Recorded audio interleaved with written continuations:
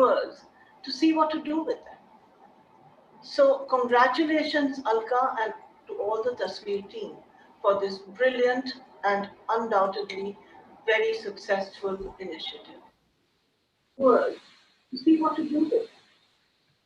So congratulations, Alka, and to all the Tasveer team for this brilliant and undoubtedly very successful initiative. Viewers to see what to do with them. So congratulations, Alka, and to all the Tasveer team for this brilliant and undoubtedly very successful initiative. Viewers to see what to do with them. So congratulations, Alka. Hello, everybody, and welcome to the second annual Tasveer South Asian Literature Festival, also known by its acronym TSAL. My name is Shahina Pyarali, and I am one of the co-producers of the festival, as well as Tasveer's board president. So TSAL brings together an eclectic group of poets, novelists, screenwriters, nonfiction and experimental writers, expressing a wide range of South Asian diasporic voices on race, immigration, gender, identity, and publishing. So TSAL is brought to you by Tasveer. And Tasveer is a South Asian social justice-driven arts-based nonprofit organization in Seattle. And we have a mission to inspire social change through films, arts, and storytelling. If you're enjoying TSAL and our programming, please follow us on our social media, our social media channels with the handle @Tasveer Seattle, and subscribe to our YouTube page. And to help us continue to bring year-round South Asian programming to you, our community members, please feel free to go to tasveer.org to donate if you wish. I'm speaking to you from the city of Karachi in Pakistan, a literary hub, a bustling city with quirky bookstores. And many of these bookstores are refuge for people in Karachi, as are bookstores around the globe. And I'd like to thank our Seattle local bookstore, the Elliott Bay Book Company, and especially Rick Simonson, without whom TSAL would definitely not have been possible. I'd also like to thank ADARS, Hugo House, Plurality University Network, and special thanks to Dubois Carey, Madison Avenue Realty, the cities of Seattle, Bellevue, and Redmond, For Culture, Artswa, Arts Fund, South Asia Center, and the Gardner Center for Asian Arts and Ideas. All of these are wonderful sponsors, and we really, really appreciate the support. Thank you also to the TSAL team, a hardworking, fun-loving group of literature enthusiasts. I'd like everyone to say hello. Here we have Deepa, and we have Siddhi, we have Alka, Sumati, Roshni, and of course, Rita Meher, our co-founder. Our founder and our executive director. Hi, Rita. So this is our wonderful TSAL team that has been working hard to bring you tonight's programming. Thank you, team. And before we begin, we do wish to acknowledge those indigenous nations and people on whose land we live and work. We at Tasveer acknowledge that we're on the ancestral lands of the Coast Salish people, specifically the Duwamish tribe. We also reaffirm our solidarity to the Black Lives Matter movement. And here we are in Seattle where there's been so much going on, and we want to make sure that everybody knows we are doing what we can for social justice in Seattle. And now, with further ado, I'd like to go ahead and introduce the keynote speaker for tonight's event, Chitra Banerjee Divakaruni, and moderator Sunila Kale. Chitra is an award-winning, best-selling author, poet, activist, and teacher. Her work has been published at The New Yorker and The Atlantic, and her books have been translated into 29 languages. Chitra is joining us from her home in Houston, Texas. Thank you so much, Chitra, for being here tonight. Sunila is Associate Professor of International Studies at the University of Washington, where she also serves as Chair and Director of South Asia Studies. Thank you, Sunila, for being here. I assume you're calling from Seattle? Great, wonderful. So let's begin our wonderful program. Thank you all. Thank you for that introduction, and thanks to the whole TSAL and Tasveer staff and community for hosting this and organizing it, and for inviting me to be in conversation with Chitra Banerjee Divakaruni. It's a pleasure. It's a pleasure to be here with all of you, and welcome to those who are joining in the call. Chitra, I wanted to start by asking you, what draws you to Indian mythology as a writer? In 2008, you published The Palace of Illusions, a retelling of the Mahabharata, told from the perspective of Draupadi. And now you've given us this beautifully told version of the Ramayana. Thank you. Well, like you, I too would like to start by thanking Tasveer for having me here. It's such a pleasure to be part of such a wonderful group and such an exciting event. And thank you, Sunila, for being part of it with me. So yes, mythology. I think I grew up with mythology. My grandfather was a great storyteller, and he would just tell me all of these wonderful tales from the Ramayana and the Mahabharata. And they were fascinating. They were stories that did not lose their charm even after I grew up.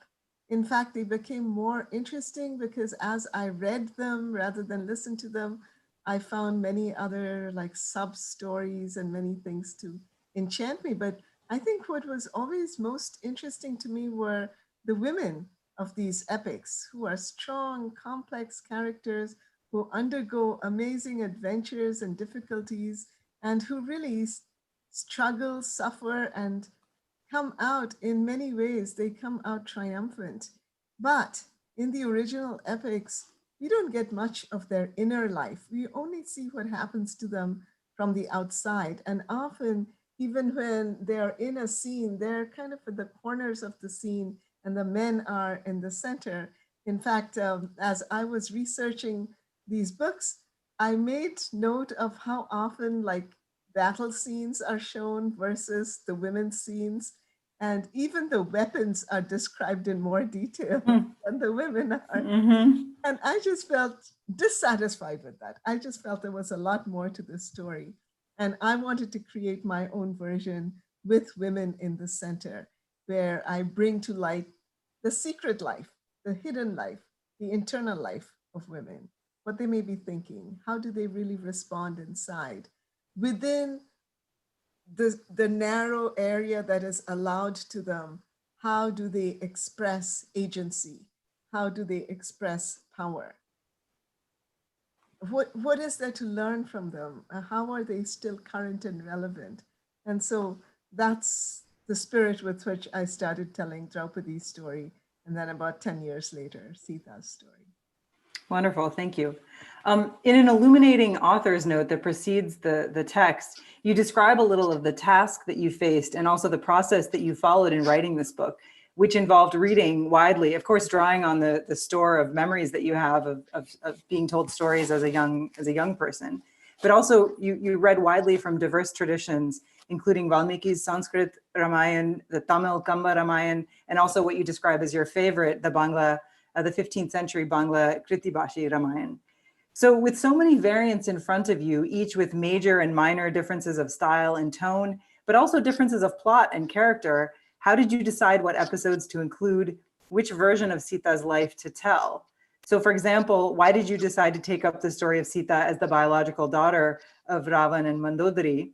This is something that you find in oral traditions and in some Jaina traditions, but it's not a part of Valmiki's telling.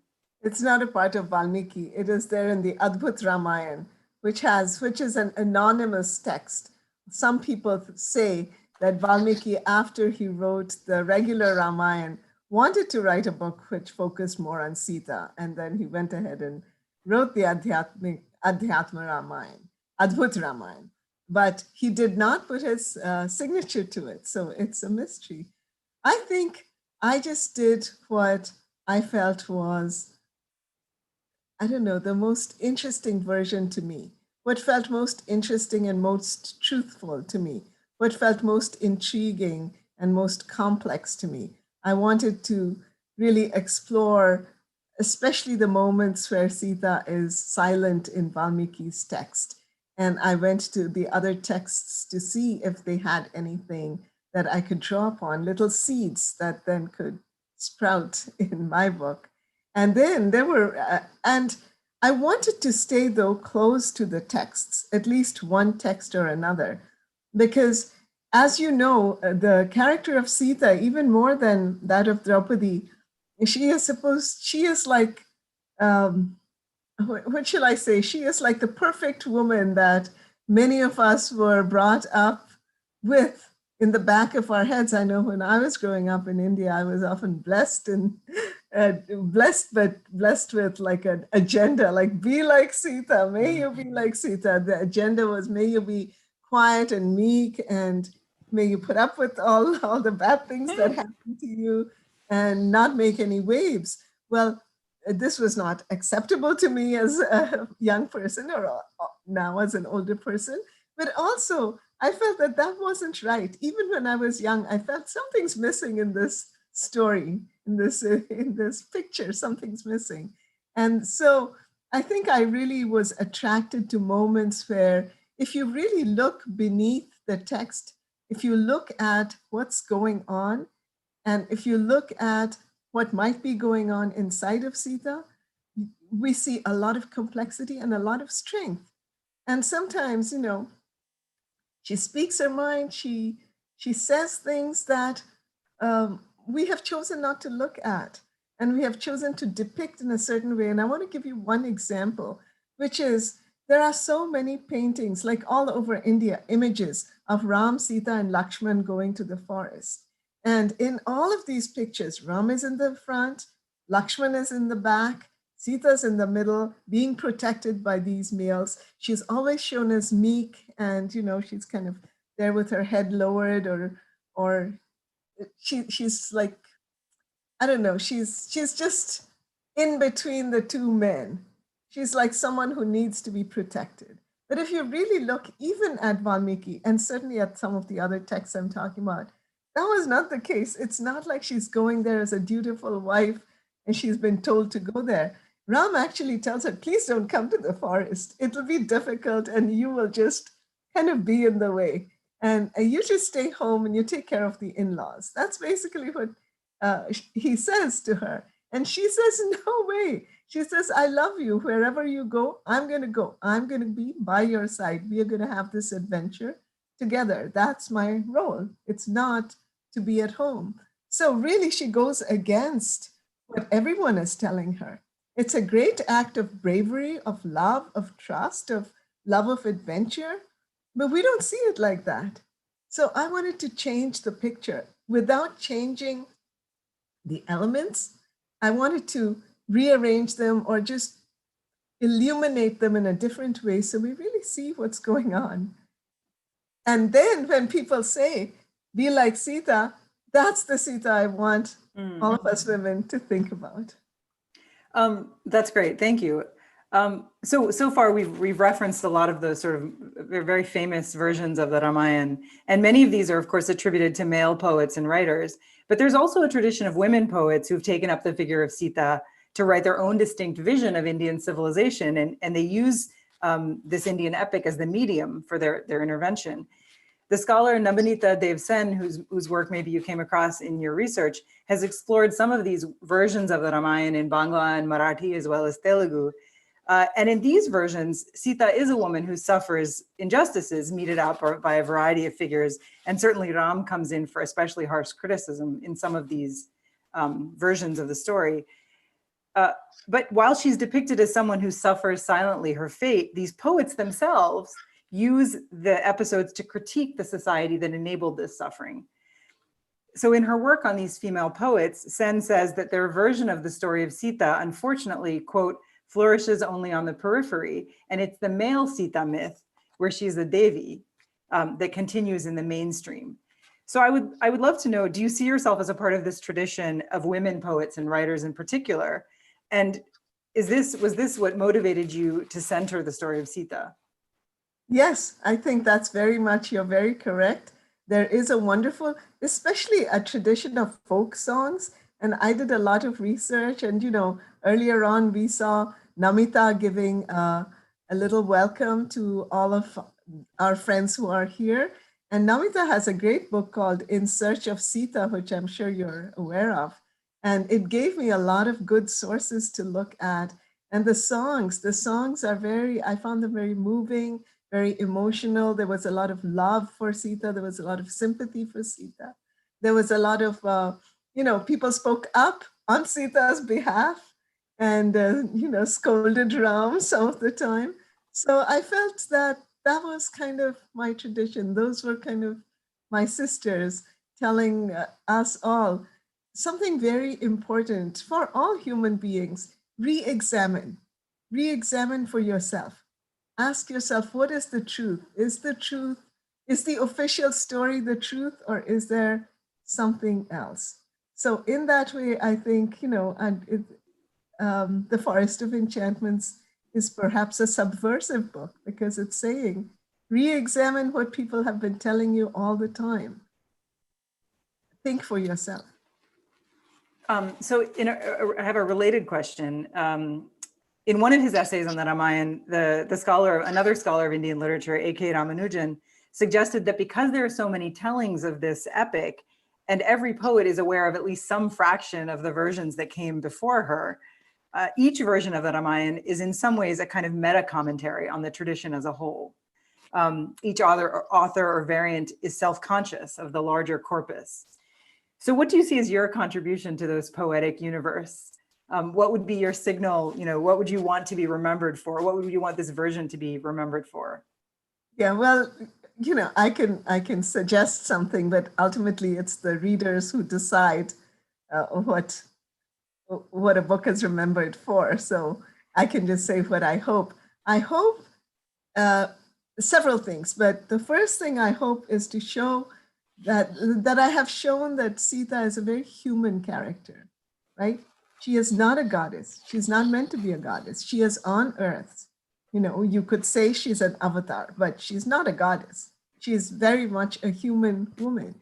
And through Sita, I hope to say that often a great deal of pressure is put on women to be like perfect, to be goddess-like. And why should that be? Women should just be allowed to be themselves. Sita should be allowed to be herself. When she wants to cry, she should cry. When she wants to shout at Ram, which she does in the original Valmiki as well. I mean, she's much more outspoken than, let's say, the popular later versions, the later screen versions have shown her to be. But unfortunately, perhaps, well, I'll take off the perhaps. Unfortunately, those screen versions are the ones we remember most. Very few people even go back to the original Valmiki in creating their mental image of Sita. But she is, all right, so she wants that golden deer. She's like, Ram, I've been suffering in the forest with you. One thing I ask you for and you can't give it to me. And, she's talking like a wife sometimes talks to her husband. And when she's caught by Ravan and she's taken away, she says a lot of mean things to Ravan. She's very brave, actually. There she is all by herself in Lanka. Ravan comes and he says, just be my queen. Your life will be perfect. You will be chief queen. Everyone else will be demoted. And she says, I look at you like I would look at a dog, a street dog. And that takes a lot of courage, right? But it's not necessarily the wisest thing for her to say.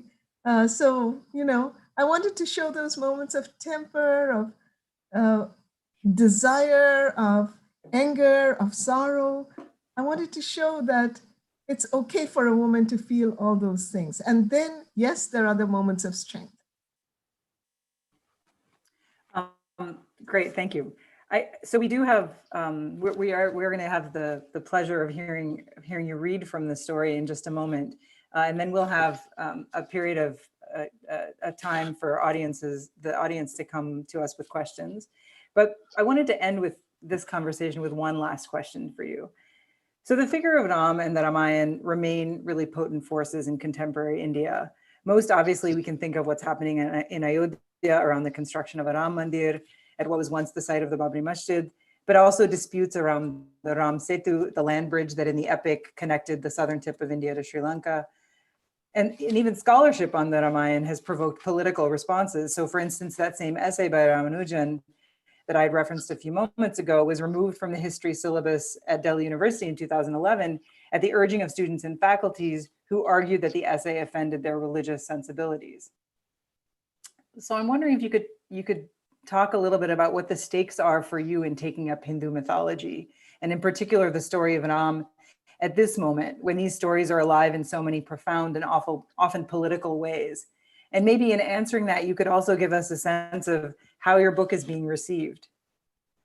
Yeah, so, when I was actually, when I started writing Palace of Illusions itself, I was worried because even the Mahabharata is a very highly respected, revered text.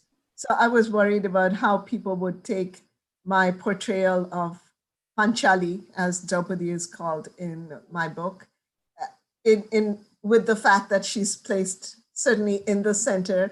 And Panchali, in many ways, is a lot more controversial than Sita is, but she was definitely going to be my heroine, and all her controversial ways were going to be something I looked at least with a certain amount of admiration and like, go girl, that kind of attitude. I mean, I'm aware of her shortcomings as well. So I was already worried there, but people really loved the book. I was very thankful for that. But when I started writing Sita's story, I was even more concerned for all of the reasons that you mentioned. But I felt it was really, really important for me. As you probably know, I've been writing about many different kinds of things, and the experiences of the diaspora, that's very important. Women's roles are very important. Problems that women face today and how they deal with them, all those things are very important. But I felt that these two epics, retelling these two women's stories, putting them in the center as I talked about, it was very, very important to me. And it was even more important at this time where one of the things I have always loved about our culture is its multiplicity, is its openness, is its complexity in allowing many truths to be there side by side. I think, in fact, that has been, that's amazing and wonderful about our Indian culture. And I wanted, and the tradition of the Ramayana shows that, right? As Ramanujan's essay, whether you take it out of the syllabus or not, it points to a fact, it points to a truth. There are all these Ramayans. Are we going to say that Ramayana shouldn't be there and that Ramayana shouldn't be there? There are these outpourings of artistic vision and love, and they enrich the culture. So I wanted to write my Sitayan to go with, actually, there are several Sitayans also, so I wanted to write that. But I didn't want to make it, simplistic. So the purpose of the Forest of Enchantments is to show Sita in all her wonderful complexity, her strength, her humanness, all the things I talked about. But that doesn't mean that I have to put Ram down. Ram himself is a complex character. It's not as easy as saying, oh, Ram sent Sita to the forest, that was a bad thing to do. Yes, he sent Sita to the forest. Yes, it was a bad thing to do. But there were many complex reasons why he does that. He is, what shall I say? He is pushed forward all his life. He is impelled by his vision of what a perfect king should be, which in some ways, very interestingly, comes out of all the things that his father did wrong, that he didn't want to repeat. So his father, sent him to the forest because of what Kaikeyi says. Long story, we won't go into that. But he didn't want to, but people spoke about it. People said, oh, this king, he listened to his wife. He didn't do what was righteous. He was wrong. He wronged his son, who was such a good person. It created a lot of problems in the kingdom. So he was very careful to not let that happen. So he was like, I must be the perfect king, no matter what the cost of that is for me, right? So we have to understand his side of it too, we have all over the world examples of great figures, mostly men, who, because they have privileged their public life, have suffered, and the people close to them in their private life have suffered too. It's one of those things about, you know, how many people live their lives. So I wanted to show that also. And I really wanted to show that a woman's greatness is not dependent on putting men down. That's just very simplistic. A woman's greatness is her greatness, regardless of what the men are doing, right? Regardless of whether Ram is a good person or not, Sita is strong. Sita is complex, and Sita is lovable. She is fun. She is, you know, she's just all these wonderful things that are not dependent on the men in her lives. And so I wanted to show that. I didn't know how it would be. I mean, I was really worried because, you know, HarperCollins was going to do this big tour when the book came out. So I said to them, what do you think, guys? Is it okay? Is it safe? They're like, oh, yes, come along. And we went to all the festivals, including Jaipur. And only after everything was over and I was leaving, they said to me, we were so worried. We didn't know what would happen. But fortunately, the book was very well received, for which I'm very, very thankful. One never knows these things, but one has to write what one feels strongly about. Otherwise, why are we even writers? That's a wonderful note to end this conversation on. Thank you very much. So I'm hoping that you will select a passage to read to us. I'm happy to. So I'm going to read just a short passage because probably there are questions from the audience. I'll read something from the very beginning.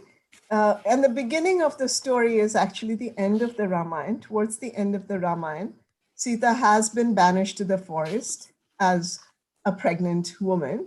She's been banished to the forest. She's living in Valmiki's ashram. Love and Kush, her children, have been born. She's bringing them up beautifully. She's bringing them up with, you know, great grace and wisdom. A lot of things that single mothers can learn from her and be inspired by. And Valmiki comes to her and he's all excited. He's like, guess what? I have finished writing my life's work, my grand oeuvre, and that is the Ramayana. And you know what? I would like you to read it and tell me what you think, because it's kind of, you know, that story. So she's like, okay. And she reads it and she comes back and she says to Valmiki, it's a beautifully written book. And you got a lot of those scenes. They're just perfectly done. All the wars, all the palace scenes, the intrigues, all of that's great. But you didn't get my story right. And she says, you just don't know what I went through when I was a captive in Ravan's Lanka. You don't know how it felt. When I was sent to the forest for no fault of my own, you don't know how it felt. You don't know how it felt to bring up these children by myself. You don't know how it felt when I loved Ram so much, and then when I felt that he betrayed me. You don't know any of that. And Valmiki is, you know, he's a great soul. He's very mature. So he accepts that criticism better than, I have to confess, sometimes I have accepted criticism of my books. And Valmiki says, Mother, why don't you write your own story? I will give you everything to write it with. I think it's really important. And so he gives her all the writing materials, and I'll read the little part where she's writing. She starts writing.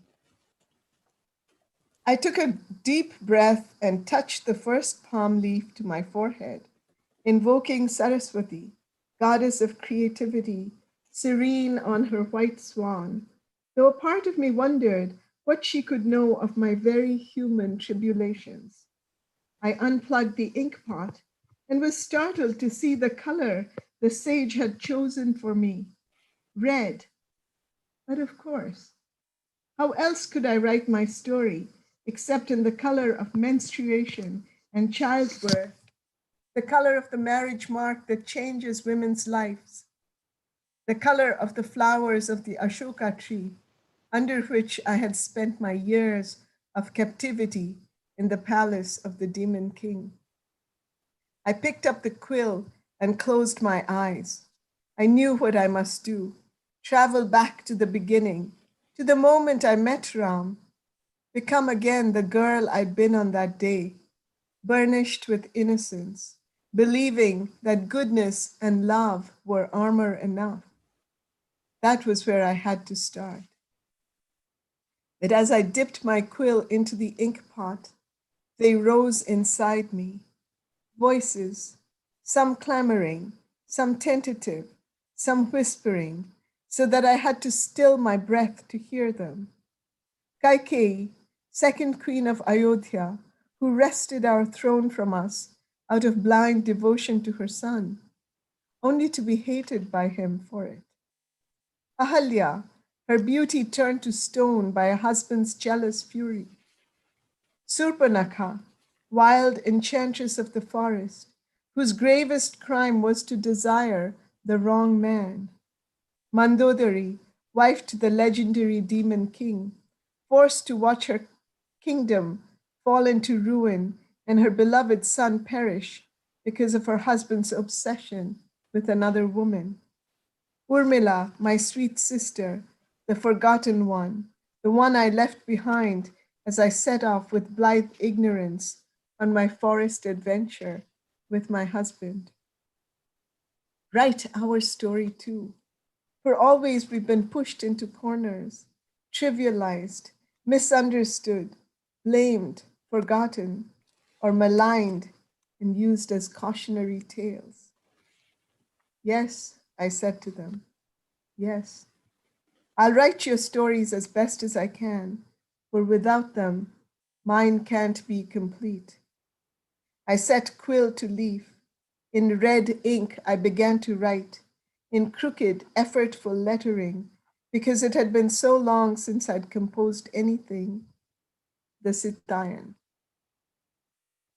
And this passage is kind of important to me because the Forest of Enchantments is not just the story of Sita. It's really a story of all the women in the Ramayana and the way in which their stories are connected and the way in which they have been used as cautionary tales. So while I want people to rethink who Sita is and what she means to us, I want them to think about people like Mandodari and Surpanakha and Urmila as well. So, thank you. Thank you so much.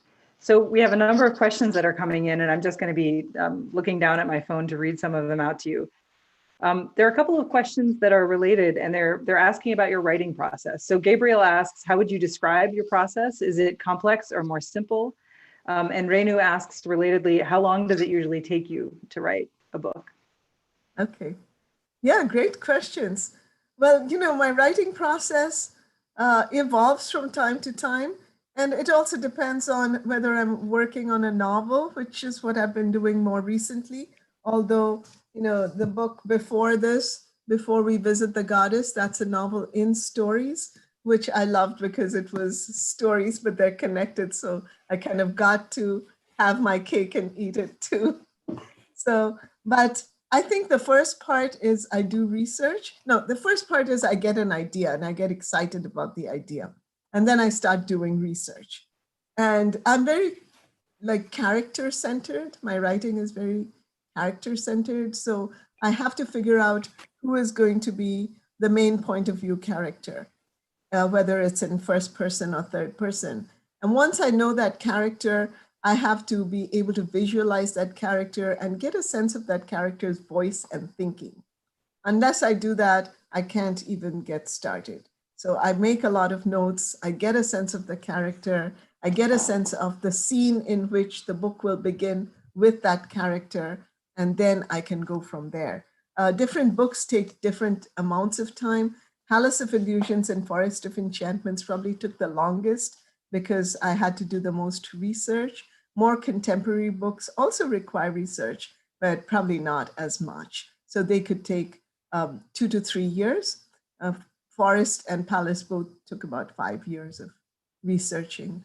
And sometimes I'll be finishing up a book, and while I'm waiting for comments from the publisher or I'm waiting to edit, I'll start doing research. or sometimes, like other people, like many other writers, I get writer's block. And if I'm really blocked on one book or one subject, then I'll take some time and do research on my next idea until I'm ready to come back. Thank you. There are a number of people writing in from Notre Dame Belmont High School, Notre Dame High School in Belmont, sorry. So Megan writes, it would mean so much if you could say hello to all of us, but Hannah, also from Notre Dame, writes that they recently read Sister of My Heart and wants to know what the hardest scene in that book to write was. And then relatedly, Gillian, also from Notre Dame, asks what the inspiration was for that novel. And Ashna from the same school asks if you intentionally connected Sita's character to Anju's from Sister of My Heart. Oh, how interesting.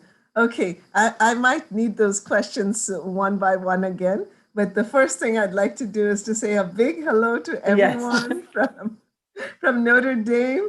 And thank you all so much for reading my books and enjoying them. And thank you to the teachers who are teaching those books. So I'm really, really happy because one of the things that I really want is for younger women, younger readers to read and think about these ideas. You're entering into the wonderful adventure of womanhood. And it's important for you to think about the many aspects of it. So thank you. Thank you. If you could go over those questions one more time, one by one. So the two questions I think about the Sister of My Heart were what was the inspiration for that book, and then relatedly, was there a connection in your mind between Anju in that book and Sita?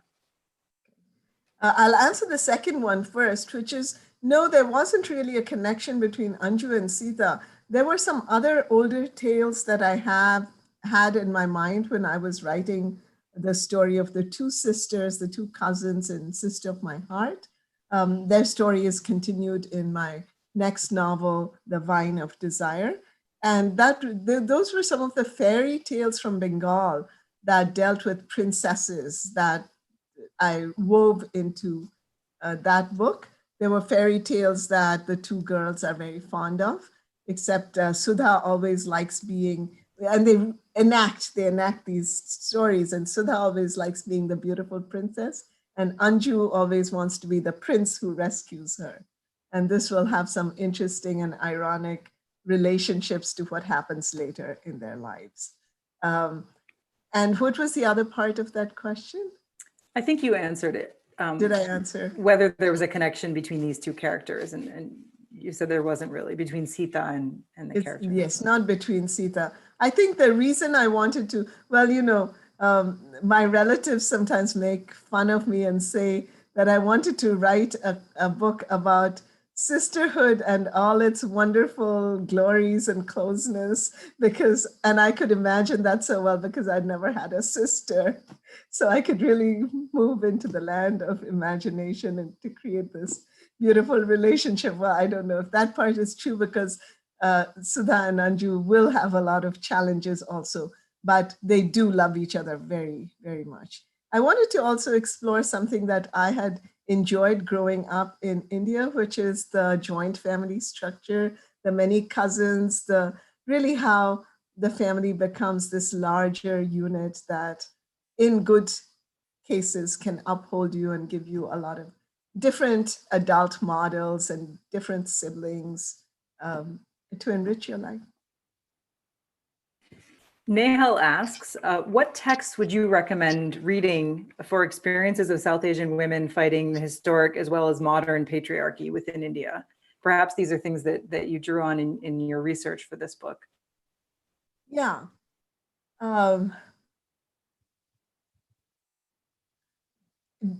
Is it, if you take a look at that question, is it saying which of my books, or is it saying research? What other texts would you read? What books would you recommend for someone who is interested in trying to understand as women in history fighting patriarchy as well as contemporary women who are dealing with modern patriarchy?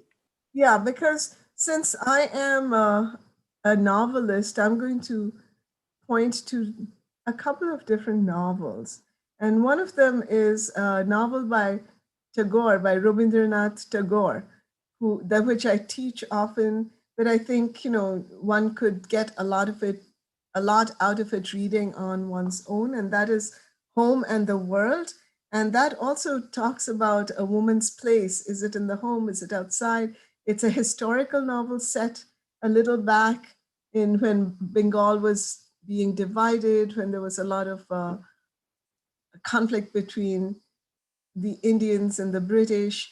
And it's about this woman who leaves the home for a larger world arena and what happens to her. So I would really recommend that. It's also wonderful because Tagore, I think, is an amazing storyteller, one of really just a handful who can take a woman and make her a point of view character and really get into her thinking, I think, in a very authentic way. And to see how she battles, how she wins, how she loses, the whole historic setup, I think I would really recommend that book a great deal. Yeah. And more recently, I would recommend Arundhati Roy's God of Small Things. Again, it does deal with some historic situations. It's set in a whole other part of the country, and it looks at resistance and sometimes the tragic results of resistance as well, and yet the importance of continuing to resist. Alka asks, in his recent speeches, Narendra Modi, Prime Minister of India, has been hailing Sita in his slogan saying, quote, Jai Siya Ram, unquote. This is a major shift from his earlier slogans, which focused on Ram. How do you make sense of this shift? All I can say is, I don't know, but it sounds like a good way to move. If we are going to have slogans where we are going to, admire, pray to, and say victory to Ram, I would definitely want Sita to be in the beginning of that, but also to remember that Sita was very positive towards, all of the life that she found outside of Ayodhya, right? When she went to the forest, she loved the creatures of the forest. She had a lot of sympathy for the tribals in the forest. She has a lot of sympathy for Surpanakha as well. Later on, she will decry the fact that Ram kills one of the tribals.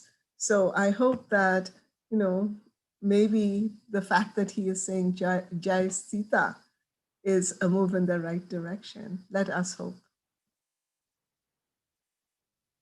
In any case, I think if saying Jai Sita means that he is going to be more aware of the needs of women, the challenges of women, and the importance of women being centered in his policies and their rights being looked at more carefully, then it's a very good thing. So there are a few in the audience who want to know about your future plans. So Anjali asks, what are you looking to write about next? And Irene asked the same thing and says, I think your fans will be really excited to hear about it. Well, thank you for those questions. I'm in a very happy position right now. One of my writing teachers told me this long time ago, and I have learned the truth of this over the years, which is, he said, it's hell writing, and it's hell not writing, as in not being able to write. And he said, the only happy state is just having written. And I am in that happy state right now because I have recently finished the novel that's going to be my next novel. And it's going to come out in January in India because it's recently I've been writing very India focused books. And my Indian publisher really wants to be the first to publish it in terms of world publishing. And I honor that. I agree with that. So it's going to come out in India in January. I am not allowed to tell you who it's about because they want to make a big announcement, but I'll say this much. It's a historic novel. It features, it stars, the main character is this queen She is a queen who fought against the British. She fought very hard against the British. She is not known as well as some of the other queens who fought and, fought wonderfully, bravely, and tragically, and she did too. She has an amazing life. She is at once headstrong and powerful and courageous, but also maybe she trusted the wrong people. She's just a very interesting character. So as soon as I am allowed to, I will put her name all over my social media. But right now I have a gag order. But I can tell you something else that is exciting, which is the book has been optioned for a movie. So I'm very excited about that. Congratulations. Thank you. Maybe we'll be meeting again at a future TSAL. Manibha asks, what is your favorite book of all of your books? Oh gosh, it's, the books are like your children. You love them all for different reasons. But I think my favorite, and this is a moving target, my favorite is always my last one that I've written, because I hope with each book I'm growing and I'm trying to do something more. I'm trying to do something different. I'm trying to become a better writer. And so I think, the one that I've just finished, and I can tell you the title. The title is The Last Queen. The Last Queen. And I think right now that's my favorite, because I tried to tell through the story of this woman's life, the larger story of India at that time. And one of the things that really struck me as I was doing the research, and I had to do a lot of research for this book, was that the enemy outside is a terrible enemy. And the British did a lot of terrible things in India. But in almost all the cases where kingdoms fell to the British, it wasn't the British who managed to win the war. It's that the people right in the court, the people right around this woman and many other Indian rulers, they were the traitors. And because of that, India fell. And so, I think this book is really concerned with loyalty. Loyalty is a big part of this book, the importance of it, how it falls away, being loyal to oneself, being loyal to one's values. What is it that you can remain loyal to when your whole life falls apart? These are some of the questions in the book, which I hope will be of interest to readers.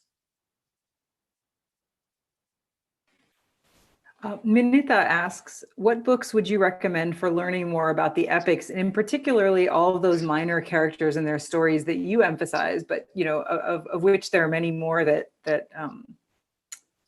because this epic is so vast? Yeah, I would say, really first go back to the original source, go to Valmiki, go to Vyas, get a good translation, and then having gotten the original kind of version, look for modern retellings, like contemporary retellings. I think India is really undergoing a resurgence of love of myth, and there are many wonderful versions of people who are many wonderful versions, novels that are being written on these minor characters. There's a novel on Karna. He's not really minor, but he's not the center of the Mahabharata. There are novels about Urmila. So there are novels that are really focused around these side characters, as it were. And it would be fun for you, I think, all of you out there who are interested, to kind of do a little research and look at some of these. There are some wonderful retellings of mythology. And okay, this is my bias, but I think women writers are writing the most edgy mythology stuff, and they're focusing on the women characters. And I would recommend, just researching. My personal favorite, someone I read very carefully as I was writing Forest of Enchantments, is Volga. So look at Volga's The Liberation of Sita. And there are many other characters in there that you will be fascinated by. So Uttara asks, in your version, you provide lots of details about Sita's personality and her hobbies. Does that all come from versions of the Ramayana that you uncovered through your research, or is this from your imagination? So I took events and I took things that she said, and I filled in all the gaps with my imagination. So a lot of times, both Sita and Draupadi, they're in a scene, but they're not saying very much. Maybe they have a line or two, important things that they're saying, or maybe they're saying something through their silence.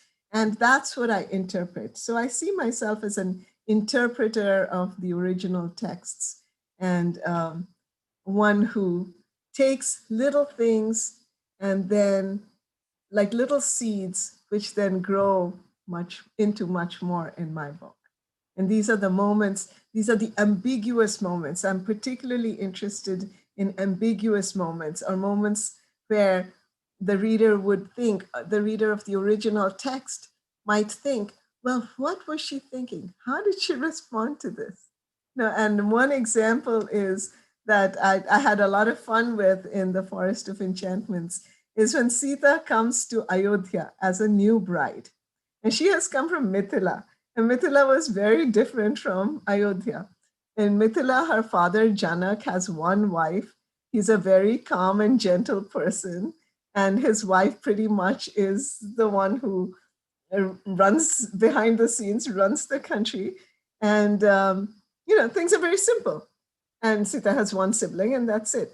And now she comes here. Dasharath has, according to the original text, 10,000 wives, out of which we know the main three, Kaushalya, Kaikeyi, and Sumitra. And they are not, let's say, best friends with each other. There's a lot of rivalry. So Sita has to handle all of this. She has to navigate her way through all of this. So I had a lot of fun imagining how Sita would navigate based on the little hints that the texts gave me.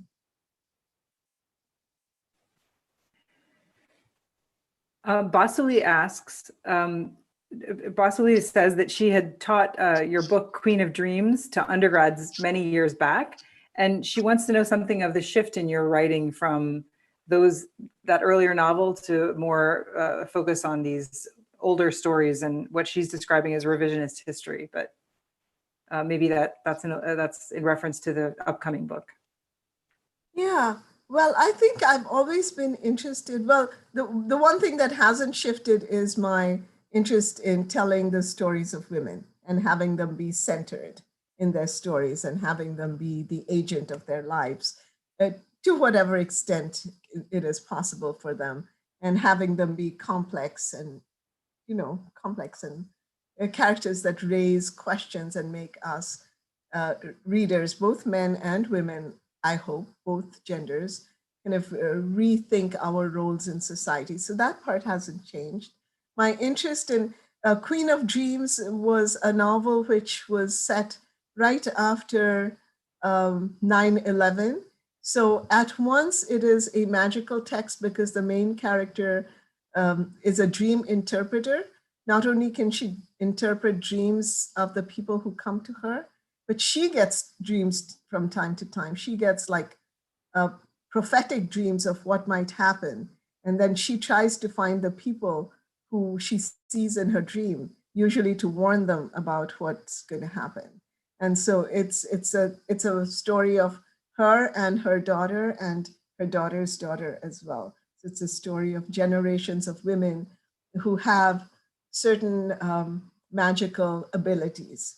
So as you can see, the whole idea of the magical world has always been of interest to me, continues to be of interest as I retell myths, and women have been of interest. That story is set mostly in the United States, and these stories are set in India.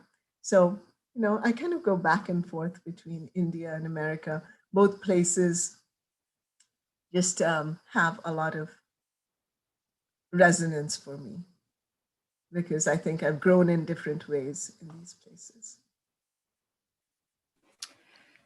Rashmi asks, Sita is so much of a nuanced character, like many of the other characters in your books.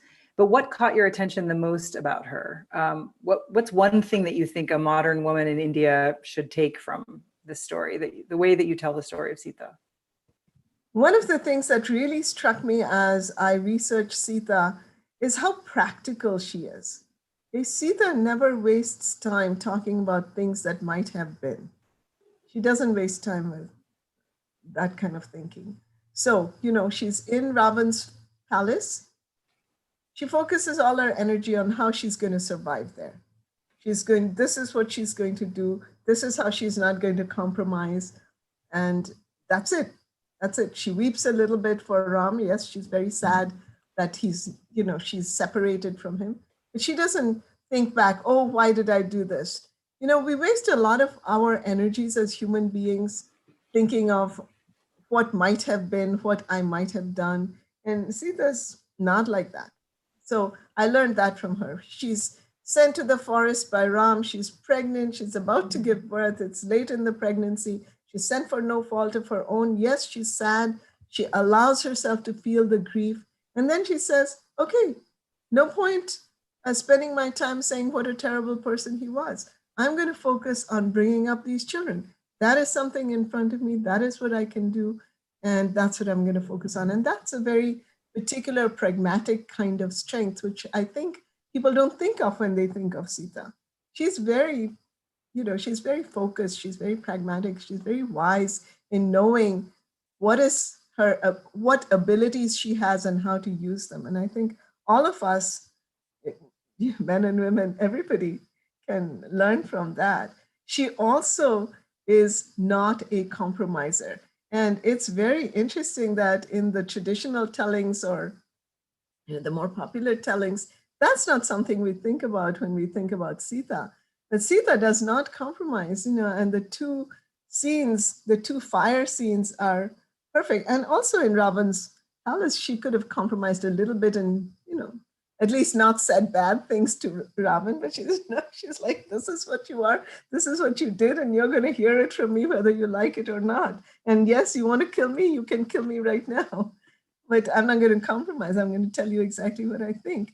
And then in the beginning, in the first scene where Ram, after rescuing her, says, now I've done my duty by you. They're still in Lanka, and Ravan has been defeated. And he says, but I can't take you back to Ayodhya. People won't accept you. So why don't you stay here with Vibhishan? He'll take good care of you, or you can go stay with Sugriv. And she is like, her heart is absolutely broken because this is the moment she's been waiting for. But she doesn't waste time in, she tells Ram what she thinks, but she doesn't waste time in like, oh, what will I do now? And how can this be? This is not fair. This is not right. She never says those things. She says it once to Ram that, this is wrong what you are doing. You're blaming me for something that wasn't in my control. And I thought that was such a wonderful moment that is very relevant to our time. She says, I was abducted. Something was done to me. And you are blaming me for that? That was not my fault. Okay? Be aware that that was not my fault. If someone came and abducted me and I didn't have enough strength to resist them, that's not my fault. And then she says, fine, I understand you don't want to take me back to Ayodhya. I understand what you're thinking. But then you can't tell me how to live my life. And then she calls for the fire. She is the one. There's a great, great mistake that people make thinking that Ram asks for Agni Pariksha in Lanka and Sita, in order to fulfill his desire, walks into the fire. That's absolutely not there, not even in Valmiki. So I don't know how people get that idea. It's not in any of the major texts. She says, you have decided you don't want to take me. Now my life is my own. I will end it honorably by walking into the fire. And that's what she says. And then, of course, the god of fire comes and he says she's innocent and so forth. So she doesn't compromise. And at the very end, when Ram says, why don't you please just walk into the fire once? We know nothing will happen to you. The god of fire has already said it, but that'll make everybody happy and we can all be happy. I'm so delighted to see my beautiful sons. I want us to be a family and I've always loved you, which is true. He has always loved her. He's never replaced her. he has a golden Sita sitting by him on the throne. And she says, no, I'm not going to compromise. She says, that's not the right thing to ask me to do. And I will not do it. She says that I'm not going to, in my Sita says, I'm not going to set a precedent where later people can say, Sita did this, so you can also do it. And that a woman is guilty until she's proved innocent. Why should that be? So, I think those are the things about Sita that really, really struck me. And I think that's so relevant even today. She is, I don't know, the figure of intelligent resistance for me, something that we can all learn from. Thank you. Alka asks, what is the future of the South Asian, of literature in the South Asian diaspora in the US? Well, I think the future is promising, very promising. I think wonderful books are coming out all the time. I think the younger writers are just amazing. They're writing about all kinds of different subjects and many voices. They're breaking boundaries. They're, breaking taboos. I think it's very, very exciting. I think one of the wonderful things about the culture of the United States, at least so far, has been this multiplicity of voices and how they have been accepted. They have been accepted into, at least into my world, which is the world of teaching and writing, where people look at these many voices and they learn from these many voices and they want to teach these many voices and they encourage people to read. So I think there's a real place, and that's why I'm so excited about Tasveer and the work it is doing in encouraging these voices, but also making them available, making the writing available to more and more people, because it's so important for people to know what's being written. Yeah, it's a struggle. Is it a struggle? Of course. Is it hard for voices, multicultural voices to be heard? Yes, because they're not in the center of the mainstream, but there is a place. There is a place, and it's just something we have to keep doing. We have to keep encouraging each other, recommending each other's work, and going forward together with this. So I'm a big believer in diverse literature. In all my classes, that's a major focus. Whenever I talk about writing, I talk about it, and not just because I'm a writer from a diverse background, but because that is what's wonderful about America, is that, I don't know, it's the richness of all these people, all these cultures, and the many ways in which they have come, many struggles that they have gone through, this rich history. It's all available for us over here, more than in many other places. And it certainly made me into the writer that I'm today, reading diverse voices and learning from them. So I hope that that is going to happen for all of us here today who are writers, that you'll carry on that conversation. So on that note, Anjali asks, are there any opportunities to take a virtual writing workshop with you? Unfortunately, well, I shouldn't say there isn't. I teach only at the University of Houston, and that keeps me more than sufficiently busy. And we have at the University of Houston a really great writing program. It's like internationally recognized. So I feel very happy. And now that we are teaching online, there's a way in which people can sign up for classes by getting admission into what's called the post-baccalaureate program. So certainly people can look into it, but I don't teach outside of the university. But if you do get into one of those programs, I'd be happy to. I'd be delighted to have you in my class. I do love teaching. That's one of my favorite things to do.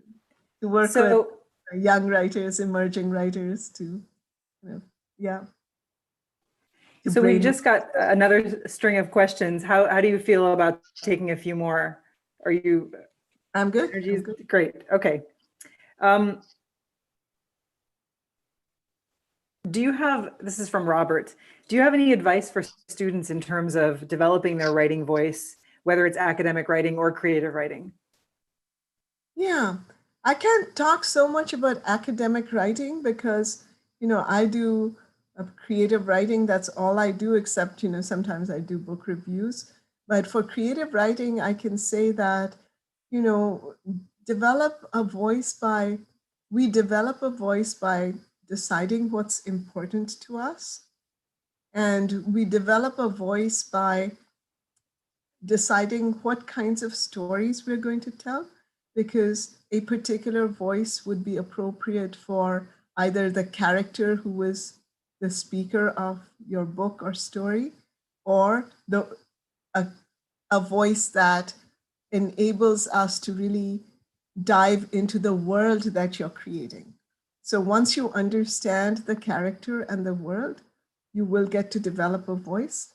It's very, very helpful. And I tell my students this all the time. There's 3 things that's really helpful for developing a voice and actually for becoming a better writer. The first thing is to read widely, because when you see all these voices, when you study these different voices in the books that you love, you will learn something. There's something magical about what reading does for writing. You imbibe things, you just soak things up. It's not logical, it's from some other part of your brain that all of this happens. So my first advice is to read widely and to read 2 kinds of books. One is the kind of book that you're writing, and the other is just the opposite. The kind of book that seems to you very different from what you're writing, because then you will learn from 2 very different kinds of, techniques. You will learn from you will look at very different characters. You look at very different ways of looking at the world. So reading widely. And when I say reading widely, I mean read like a writer. So that's the second thing. So it's very helpful to have a writer's notebook and to write down things, to write down sentences that you love, to write down, whatever you're learning. Oh, look at this part. Look how the dialogue is working over here. Look how the character's interior thoughts are being expressed or shared with the reader. Look how conflict is being expressed. So all of these things. So you have to read like a writer. It's a whole different thing.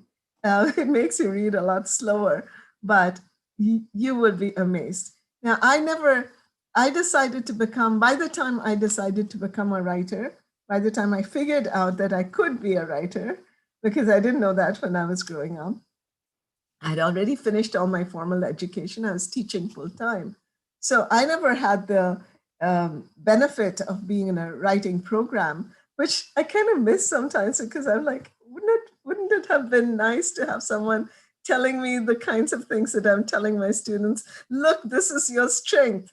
Work on this. Look, this is your weakness. And these are some ways in which you can take care of that weakness. I would have loved that, but I didn't have that. So books were always my teachers. And I still say to my students, that books can be your best teachers. So read widely, read like a writer, and write regularly. And actually, there's a 4th part, revise even more regularly. Because all of us, I think, that I have known, even the best of writers, the first draft is not that good. But we are so blessed. We work in a medium where we can keep working it. We can keep working it and making it better. And we can have a 2nd draft and a 3rd draft and so forth.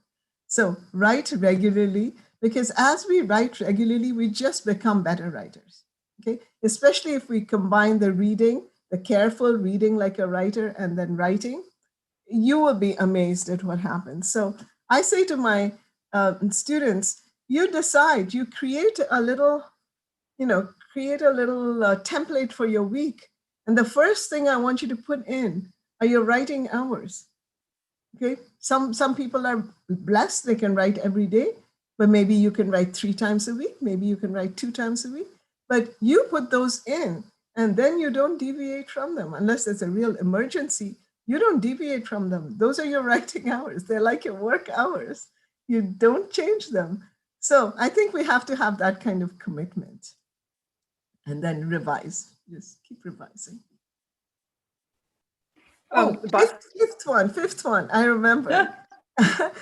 And if you can get a writers group, because I have a writers group. In fact, I think some of my writers group people might be in the audience today, and they have been just wonderful for me. We've been working together for many years. We look at each other's writing, we give each other feedback, and someone else, someone intelligent who knows about writing can see things about your work that you really can't. I mean, I've been writing now for many years, but I don't see things. I'm too close to my own writing when I've just written it. I'm too close, and it's so helpful and so fun to have a writers group to work with.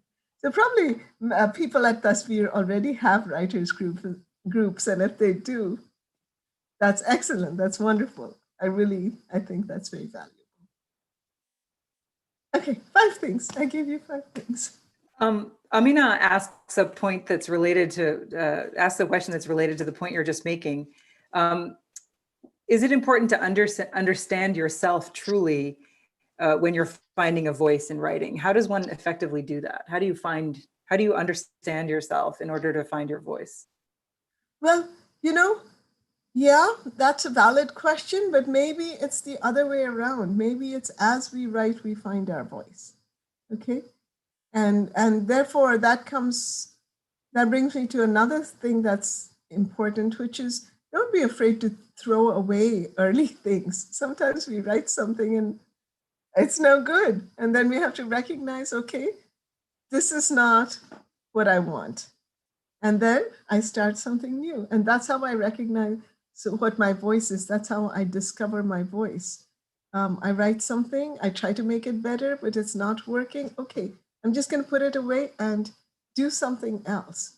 And as I experiment, I figure out what my voice is, right?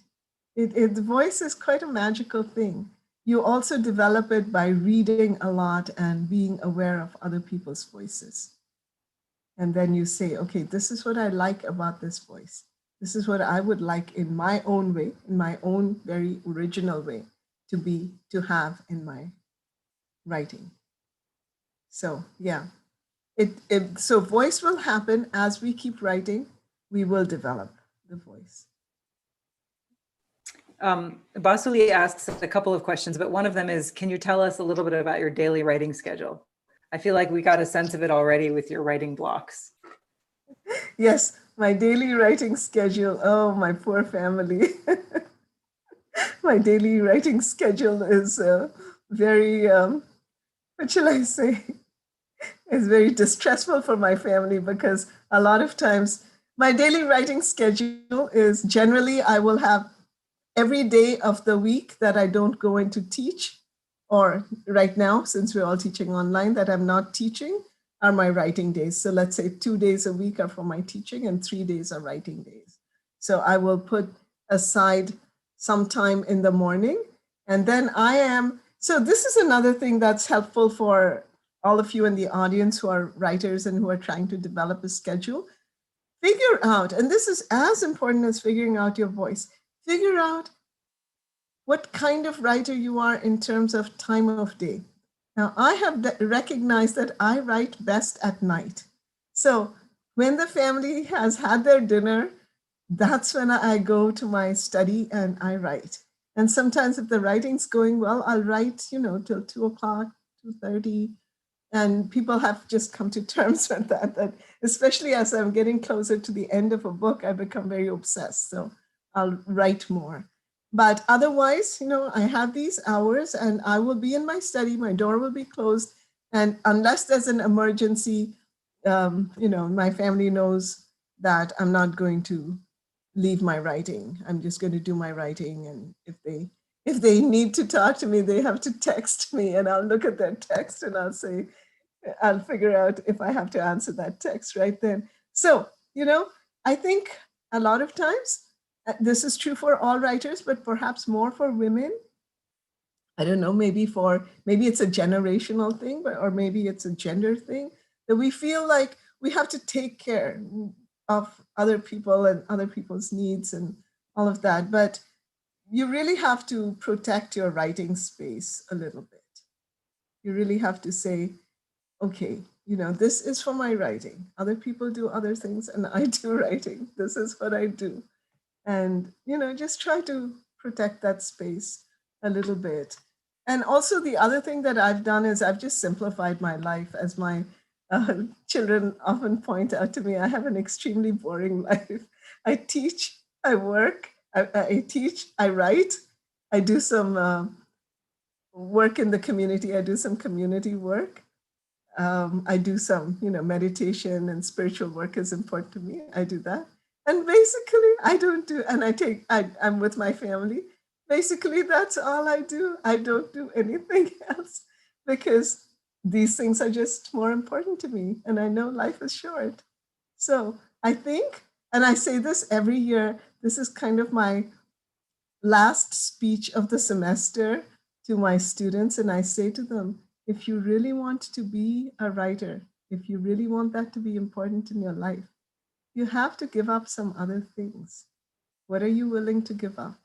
And my students, they don't like hearing that because, they're like, I want to be a writer and I want to go out and have fun. And I'm like, not that you can't, but you have to decide to give some other things up. You have to make time. You have to have energy to write. And, and the other thing, the last thing that I feel is that you have to be a good person in the world, as in you have to have compassion.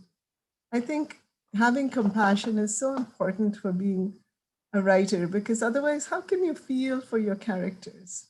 How can you really get inside of them and, understand both their joys, but also their pain, their sorrows? Other people have to become someone you can really inhabit. That requires a certain amount of compassion. So I'm working on that, work in progress. Thank you. That was a wonderful response. And you mentioned that life is short and our time, unfortunately, is short too. And there are some questions still that I wasn't able to get to, but I thought it would actually, I'll take the moderator's privilege to ask you to do another reading. I think that would be a lovely way for us to end this event with hearing some more from your text.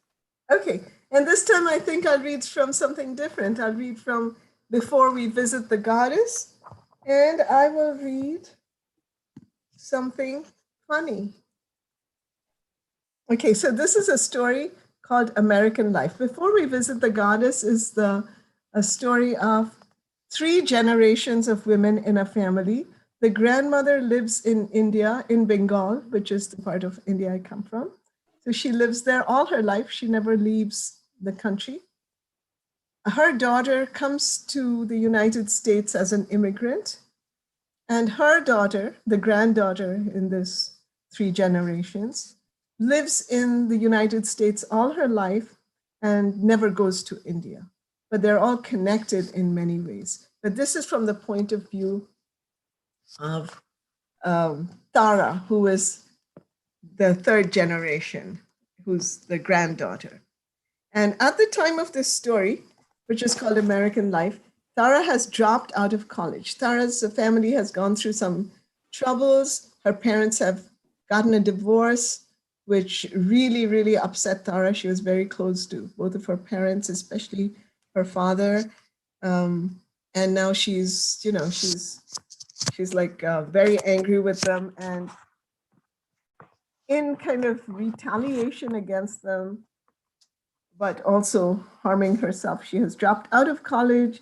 She's working at a secondhand clothing store, and she has taken up with her boyfriend, Robert, whom she met at a massage parlor.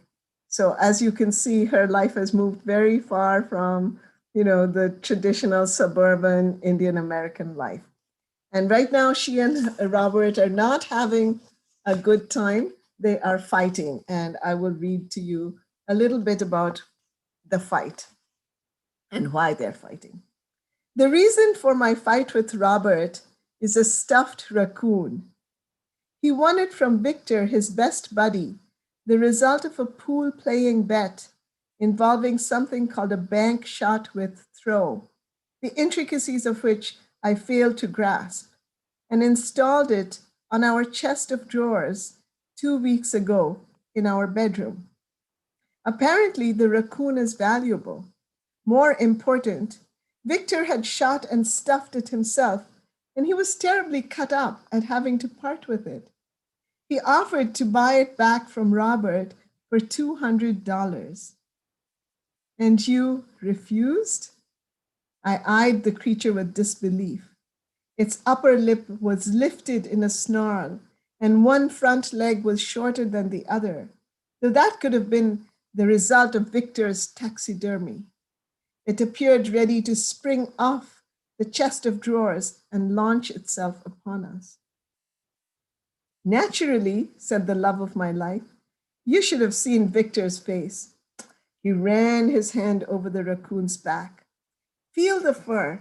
It's incredible, soft and bristly at the same time. I declined. The only thing I found incredible was that he expected me to sleep in the same room with this monstrosity. Want a shower? Robert offered as a peace gift. I considered sulking, but I love showering with Robert. His fingers unbuttoning my clothes, letting them drop where they will, the way he holds me as he soaps my back, as though I were a child who might slip and fall. But afterward, I couldn't sleep. I stared at the sliver of moonlight that had edged through our window, illuminating our belongings. Secondhand waterbed, 2 gooseneck lamps that didn't match, chest of drawers, a teetering stack of books. Coming from my parents' overcrowded home, I'd felt proud of our minimalism. But tonight, it frightened me how either of us could walk out the door and not feel we'd left behind anything we cared for. Except now, the raccoon. I became aware of a musky odor. The raccoon? Surely it couldn't smell, except of whatever embalmment Victor had used. Was it the scent of another woman? I couldn't stop myself from imagining Robert at work. He works in a massage place. His hands caressing female curves. What did he say to them? What made him the most popular massage therapist at Bodywork? The raccoon's glass eyes glinted. Its tiny teeth shone, so white they could have been in a toothpaste ad. I pushed myself closer to Robert and held him tightly until he gave a drowsy grunt and twitched away. In the morning, I wanted to confess my fears, exorcise them with laughter, but I couldn't. In her 21 years of marriage, my mother had never suspected my father. When one morning at breakfast, as she was serving him a crisp dosa, he told her that he loved someone else, she smiled, thinking it was one of his jokes. Here, she said, have some coconut chutney. So instead, I asked Robert to move the raccoon to the living room. He refused. I claimed he was inconsiderate. He accused me of not caring about what was important to him. I took to covering the raccoon with a pillowcase when Robert was out of the house. He took to checking on it first thing when he returned. Without a word, he'd ball up the pillowcase and throw it with vicious accuracy into our dirty laundry basket. I'd rescue it surreptitiously so I could use it again. It was like a vaudeville show, except not funny. And I'll stop over here. While they're having their raccoon woes, I just wanted to end by saying when I started this story, I had no idea that there would be a raccoon in it. The raccoon kind of just appeared. And as the story went on, it became more and more important. So that's just to say that if we think we're controlling our stories, that's a fiction. That's a wonderful, a lovely note to end on. I've never tried my hand at fiction, but you make it sound really exciting. Thank you so much. It was such a pleasure to be in conversation with you, and thank you to the large audience that's joining us, and for all of the questions. Thank you so much. It was a pleasure. Thank you. Thank you. You were a wonderful moderator. You had great questions of your own. Thank you to our lovely audience, although I'm not getting to see you. I send you lots of love and energy and, safety through these challenging times. And yeah, it's been a real pleasure having this conversation. And once again, my thanks to Tasveer for having me for this beautiful festival. And all the best. I hope all of you are going to come back for the rest of the festival, because there's just wonderful, wonderful people and presentations in it. So thank you. Thank you very much.